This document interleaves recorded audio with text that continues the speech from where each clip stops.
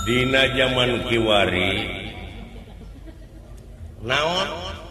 rupa-rupa cara jelema pikeun ngasut jelema kade cing hati-hati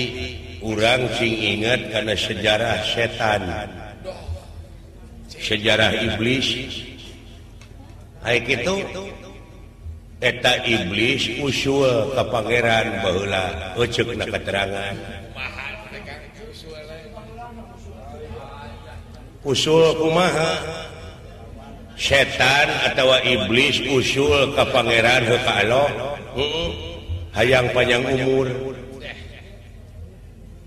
terus satutup dunya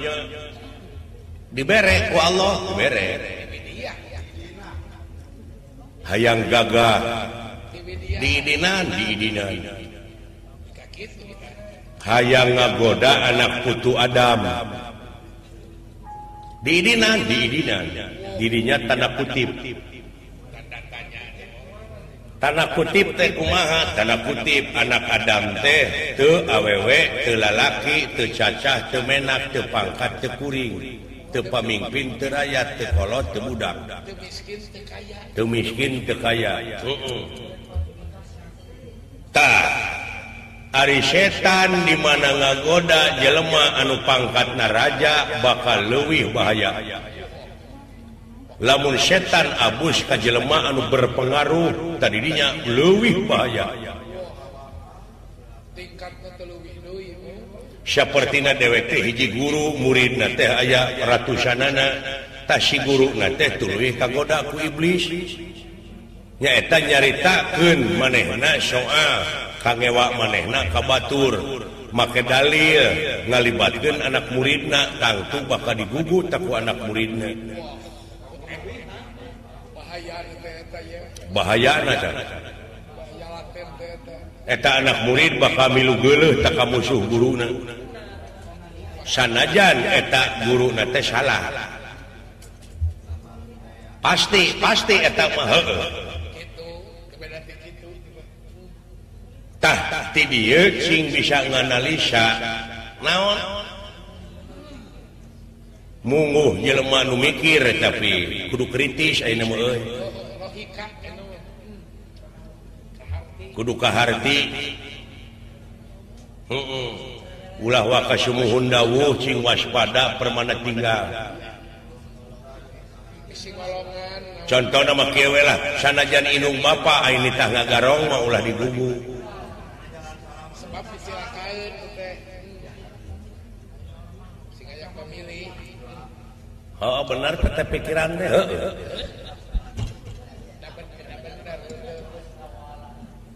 tah dewek nganalisa naon Gusti Batara ngarencana rek numpes kajahatan satuju aka berarti aka merenya tujuan di dunia teh loba nu jahat henteu ai alasanana argumentasina aka pangna teu satuju Gusti Batara rek numpes kajahatan saha nu becus saha nu bisa nah sabab itu ngarumpak kodrat jeung irodat nah sabab hade jeung goreng parantos kun payakun parantos jadi jajadian saha eta hade jeung goreng jajadian Allah eta teh geus abadi hade jeung goreng teh beurang jeung peuting ai beurang abadi henteu kaselang ku peuting ai peuting abadi henteu kaselang ku beurang ai beurang peuting abadi eta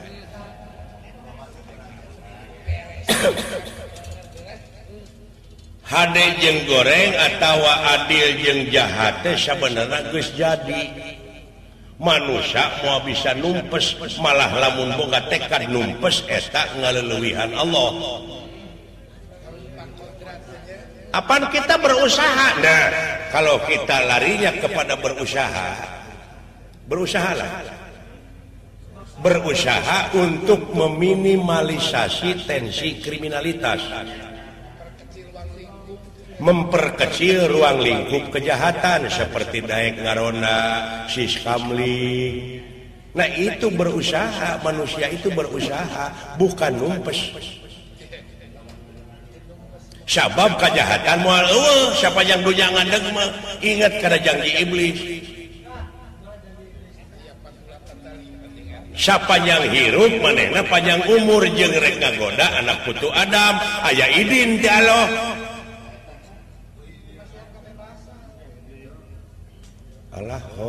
nepi ka bininya atuh mikirna. Kita itu sudah jadi bangsa dewasa. Artinya kedewasaan. Itulah ilmu alat. Kumaha ngadewasakeun Allah ka manusia? Bilahi ae bi qudratillah, bi iradatillah, bi fadlillah, bi idnillah, bi aunillah, bi teh kalayan kodratna, kalayan kersa jeung pangawasana, kalayan pitulungna, tuh ngadewasakeun Allah ka manusia.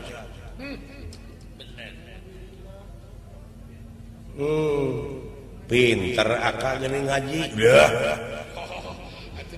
Aing dia percaya batur mah geus mikiran Pentium 4 aya urang ngajedog ge perbut dalil grepe. Era da tuh. Geus jauh tinggalina lagi mau. Tapi pek pikir. Dia memikiran soheh, doib, untuk soheh, untuk doib, berapa saya? Masih kena ngulukutak, kedirinya atung kene. Oh benar. Nu matak dewek teh satuju lamun teh kadek numpes kejahatan, saha nu bisa? Paling-paling manusia itu berusaha untuk atau keur ngajauhan kejahatan. Ya, mata ulah wakar dituturkeun teh pan menegara teh. Bandungan we urang ketika jauhan. Ngabandungan teh kajauhan, neangan bapa we urang tekadna sabab innamal amalu biniat, sagala rupa amal-amalan kumaha niat. Kumaha lamun engke dunungan urang Pandawa atawa Kurawa ngagugat teh ka Kresna lamun dorna pae pembunuhan. Saha nu ngabunuhna Gatot Kaca pan menegara si Cepot si Dawala kan terlibat. Maka iya tak sanajan teu milu ngabunuh tapi mempelancar memperkuat terlibat ya kasus goreng-gorengna 10 tahun hari itu mah meureun ditanggung jawab hari itu hari aing sanu tanggung jawab sabab ieu pembunuhan berencana ya alah cek aing oge waspada jadi dieu sanajan nu nyaah ka urang tapi inget tingali pasang tukangna eta Gatot Kaca make cek aing oge keun cenah maranehna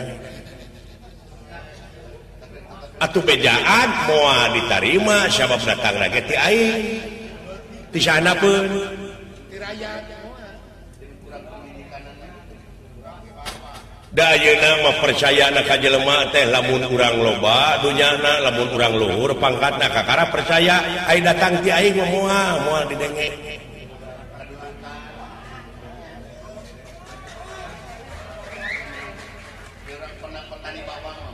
moal kudu luhur kedudukan kakara dihormat urang lalajo we ajabna Hapan orang barang kabawa kena ajab. Nu matak jauhan oge lamun dek lalajo ulah tengah teuing. Ulah hareup teuing yang ulah tukang teuing, hareup teuing kagalai tukang teuing ti jengkang. Siger tengah we. Sigerna siger tengah. Ari hayang salamet. Tapi tetap lamun urang milu ka sok kalimah mah terlibat. Pasti. ulah diselewengkeun ieu kemerdekaan teh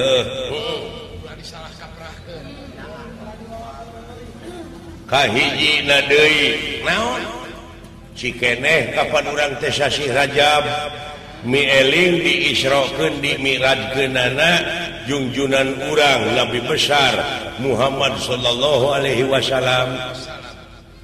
di Masjidil Haram ka Masjidil Aqsa tidinya vertikal ngajugjug ka Sidratul Muntaha ngaliwatan langit kahiji, kedua, katilu, kaopat, kalima, kagenep, katujuh tidinya ka Sidratul Muntaha rop-rop aras nyaeta audensi sareng Allah oleh-oleh ti ditu salat nu 5 waktu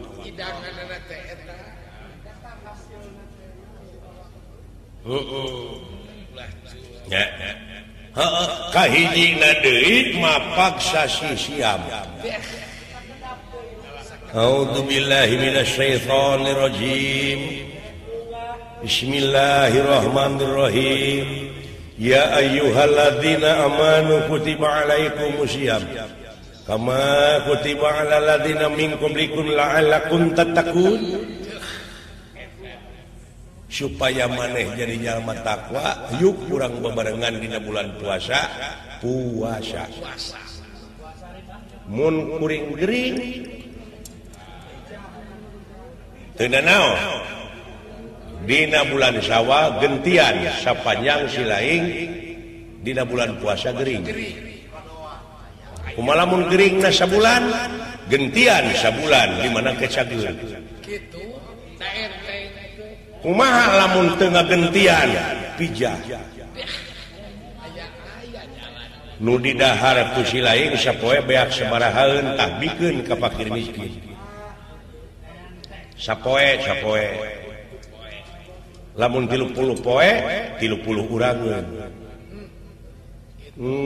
teu ngaberatkeun agama bener kitu tu ieu teh panganten teh teh hikmahna ageng pisan ieu teh dina wengi ieu teh direntetkeun jeung ulang tahun kemerdekaan Republik Indonesia jeung mieling mirad diisrokeun di miradgeunana jeung mapang sasi Siam pardu kasabut sunat kalampah kitu jeung ngabejaan sugan aya nu mangnepikeun ka pemerintah naon sababna ieu jalan ka dieu awut-awutan keneh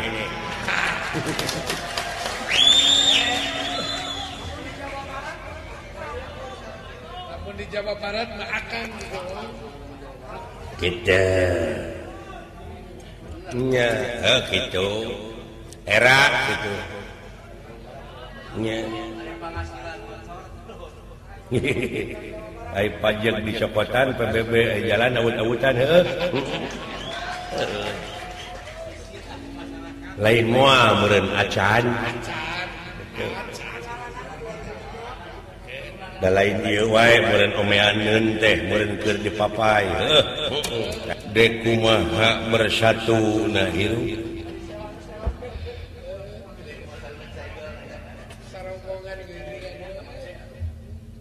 ngeunaan dunya kebersamaan geus jauh ditinggal dina segi religius geus aing-aingan padahal pan hubungan memeh ka Allah teh ka manusia heula habluminanas heula jeung papada urang horizontal heula kakara vertikal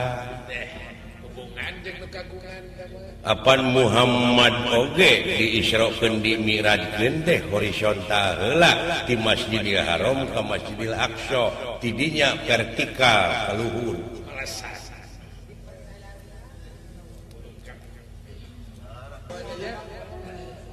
tadi eta bapak protokol bapak anu bapak kuwu bapak protokol ti bapak hajat kita nikmati nikmat iman nikmat Islam ngan ukur jadi seremoni bungkus piraku ieu dunya teh pinuh ku sinetron Abong kena dunya pangungsanewara menit pinuh ku formalitas pinuh ku kepalsuan tidak ada nilai kemurnian mana itu manusia teh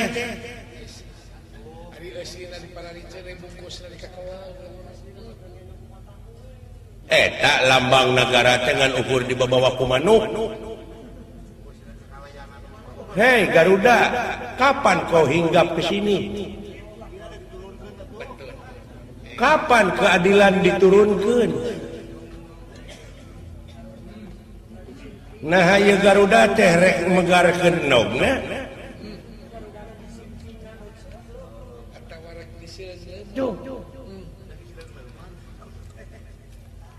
Pangna di dewek diayakeun gambar Garuda lambang keagungan negara teh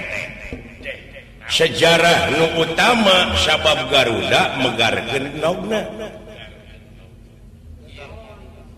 dalamun karuhun urang baheula teu minta tulung ka Amerika Jepang dibom tuh Garuda megarkeun nogna teh pan mararantau kurang Jepang ti dieu ka itu da dibom lemurna Hiroshima Nagasaki nepi ka lambangna oge manuk Garuda diimplik-implikan satu ketuhanan nu Maha Esa nah ieu terek dituna dina etalase unggul ketuhanan teh kemanusiaan yang adil dan beradab teh bukti nama pengkhianat kabeh.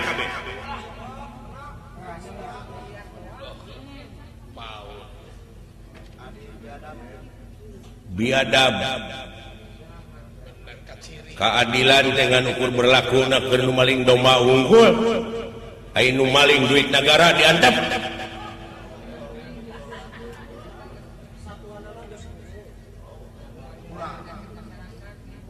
aya si inu ngageo-geo bujur ribut sarerea aya nu ngageo-geo pulpen sakali ngageokeun pulpen duit negara duit rakyat beak kumanehna diantep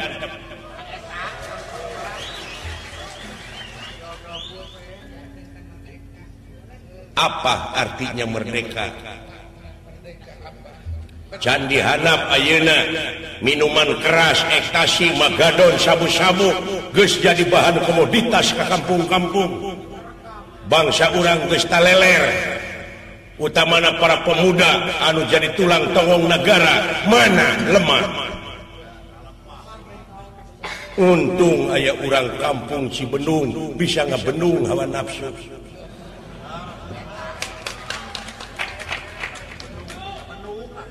dewek kurang Bandung nu ngabandunganana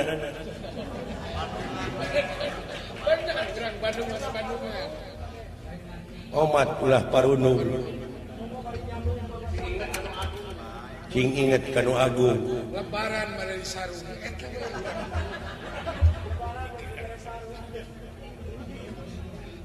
tuh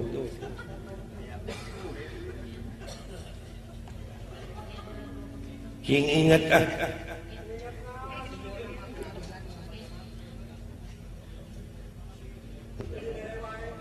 nya numatak cenah geuningan di imah ulah aya patung lamun di imah aya patung eta malaikat rahmat teh moal daekeun datang da sieun ku patung patung nu mana ai maksud akang patung nu mana atuh apa Nabi Ibrahim alaihi salam oge pan Raja Tauhid teh oh eta teh baheula dina zaman Raja Namrud aya Raja Namrud teh jeung balad-balada teh nyembahna teh kana patung mangeranana teh mangerana pan di dinya mimiti hujah eta patung-patung teh dipek-prekan ku Nabi Ibrahim patung leutik nepi ka patung rada beujeuhna peletrak dipek-prekan atuh pugu sararemplak anu semplak irungna anu semplak ceulina anu semplak leungeunna panakolna teh gantungkeun ka patung nu panggedena pada isuk-isuk ribut nu ngajaga patung reuwaseun bebeja Karajan Namrud itu cenah pangeran urang sararemplak aya pangeran eueuh leungeunnan aya nu eueuh sirahan aya pangeran semped tuh cing teangan cenah nu nunggulanana saha kapanggih Ibrahim maneh cenah nu nunggulan pangeran aing itu meureun cenah tuh patung nu panggedena geuning itu panakolna gagantung manya cenah sia goblok patung bisa nunggulan tah tidinya mimiti hujah Nabi Ibrahim teh atuh naha maknya mamake disembah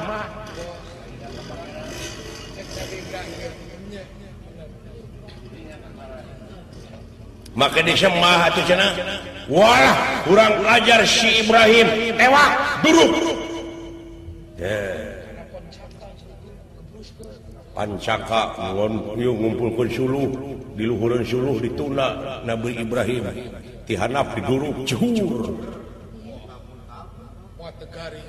pan pangeran didinya nurunkeun pitulung Jibril ini bejaan tu Ibrahim nyingkah gitu atas seuneu geus deukeut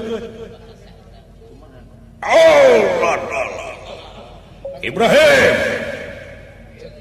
gara nyingkah eta seuneu geus deukeut ceuk Ibrahim teh seuneuna we cenah tong panas Jibril ini teuy ka itu ya Allah seuneuna we cenah tong panas saur Ibrahim turun wahyu dirinya ya nar kuni barda wassalaman ala Ibrahim hei seuneu tiis yeun kasalamatan ke Ibrahim suluh bea Ibrahim mah tina lembu leumpang we kieu palai gitu palai pek lamun mung teurak diduruk teungeulan patung ti ayeuna patung nu di imah teh ai patung teh ngajentul eueuh gadag ai nyatu beuki pangabutuh gede tapi kedul pek-pek tak kusia nya aya kedul pek-prek aya haroream pek-prek aya benci ka batur pek-prek